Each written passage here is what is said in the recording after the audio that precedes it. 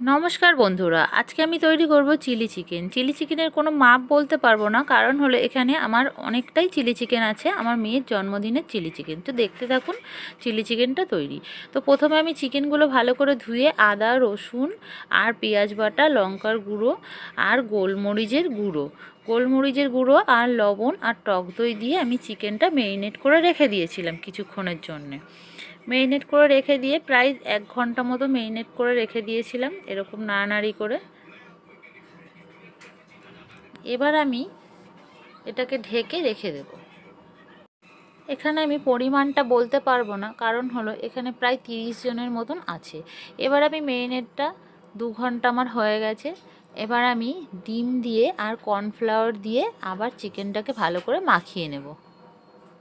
চিকেনটাকে ভালো করে টাইট করে শক্ত করে মাখতে হবে, নইলে নরম করলে হবে না। এবার আমি একটা একটা করে চিকেন কড়াইয়ের মধ্যে দিয়ে এইভাবে পকোড়াগুলোকে ভেজে তুলে নিলাম।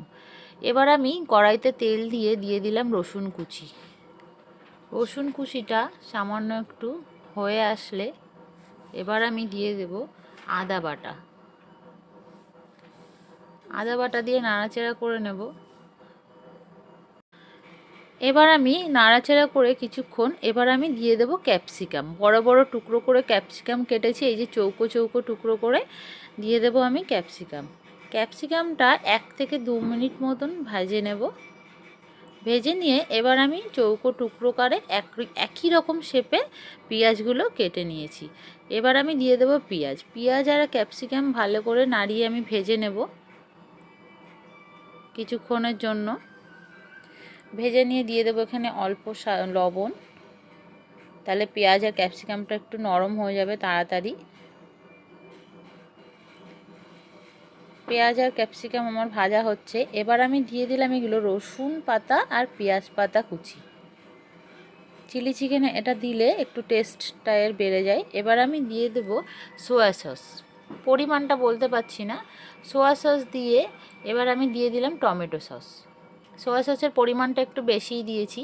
এবার দিয়ে দিলাম লঙ্কার গুঁড়ো দিয়ে এবার ভালো করে নাড়াচাড়া করে নিলাম। সোয়া সসের পরিমাণটা বেশি দিলে আর কি কালারটা ভালো আসে।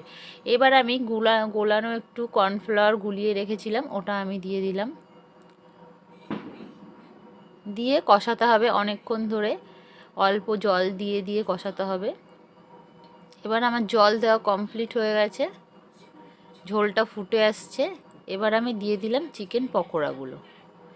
এই যে টমেটো সসটা, সোয়া সসটা, এইগুলোর পরিমাণটা একটু বেশি ব্যবহার করতে হবে, কারণ এখানে গ্রেভিটা ওটা দিয়েই তৈরি হবে। দেখতেই পাচ্ছেন কত সুন্দর হয়েছে, একদম কষা কষা। একদম লাস্টে দিয়ে দিলাম আমি কাশ্মীরি লঙ্কার গুঁড়ো।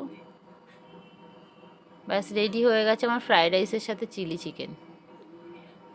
ভিডিওটি ভালো লাগলে লাইক করুন।